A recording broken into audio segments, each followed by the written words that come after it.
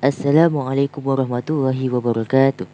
Dalam video ringkas ini, saya Muhammad Syahidan bin Sahrim dan rakan saya Ayash Firdaus akan membentangkan isi buku teks pada muka surat 56 dan 57.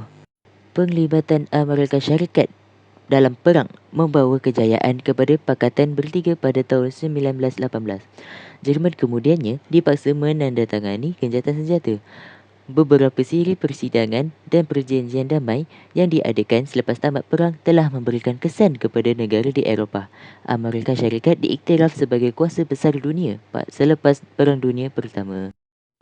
Terdapat dua peristiwa yang terjadi semasa berakhirnya Perang Dunia Pertama, iaitu peristiwa yang pertama ialah Persidangan Damai Paris.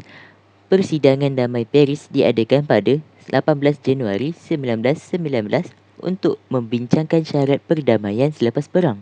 Syarat ini bertujuan memastikan Jerman tidak lagi menjadi ancaman kepada keamanan di Eropah.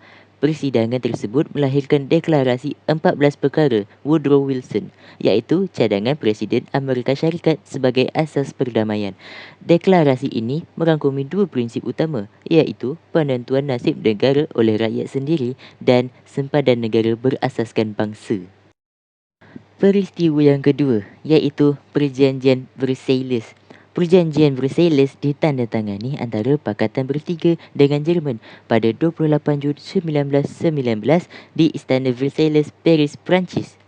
Berdasarkan perjanjian tersebut, Jerman dikehendaki bertanggungjawab terhadap kemusnahan akibat perang, membayar pampasan kepada Pakatan Bertiga, menghadkan saiz angkatan tentera, menyerahkan wilayah dan tanah jajahan kepada Pakatan Bertiga.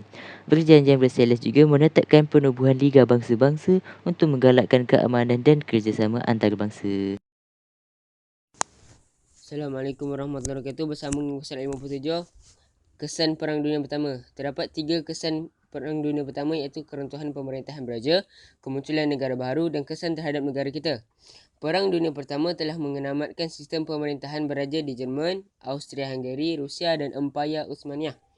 Kerajaan Republik Jerman didirikan apabila Kaiser William II yang merupakan pemerintah Jerman pada ketika itu terpaksa turun tahta dan lari untuk mendapatkan perlindungan politik di Belanda.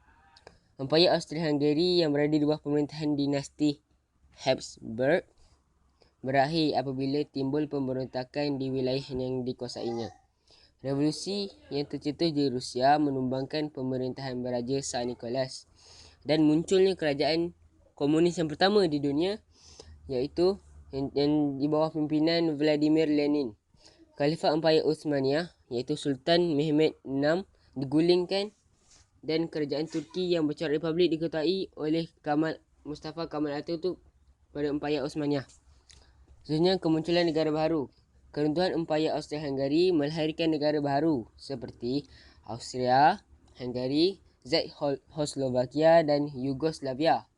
Manakala pepecahan Empayar Rusia membawa kepada penubuhan negara baru seperti Poland, Estonia, Latvia dan Lithuania. Akhir sekali, pepecahan Empayar Uthmaniyah menyebabkan munculnya negara baharu di Empayar Uthmaniyah seperti Lebanon, Syria dan Iraq. Kesannya terhadap negara kita ialah bagi menyekat kebangkitan Melayu, Raja-Raja Melayu diminta untuk menandatangani persediaan perang yang menyokong dan memberikan taat sedia kepada kerajaan British. Pelbagai undang-undang yang berkaitan dengan perang akan diluluskan oleh pentadbiran British, termasuklah macam kuasa untuk memperuntukkan kuasa Pesuruhjaya tinggi British untuk meletakkan negeri Melayu yang berada di bawah jajahannya untuk di bawah undang-undang tentera kalau memerlukan. Dan seperti yang kita tahu, kemakmuran ekonomi negeri Melayu juga dimanipulasi oleh British. Wang hasil biji timah dan getah itu digunakan untuk membiayai operasi British dalam Perang Dunia Pertama. Perang Dunia Pertama ni dia memberikan iktibar kepada kita untuk kepentingan keamanan dunia. Tapi setelah Perang Dunia Pertama, perdamaian itu hanya sekejap sahaja. 20 tahun selepas itu, Perang Dunia Kedua pula meletus. Sekian daripada kami. Assalamualaikum warahmatullahi wabarakatuh.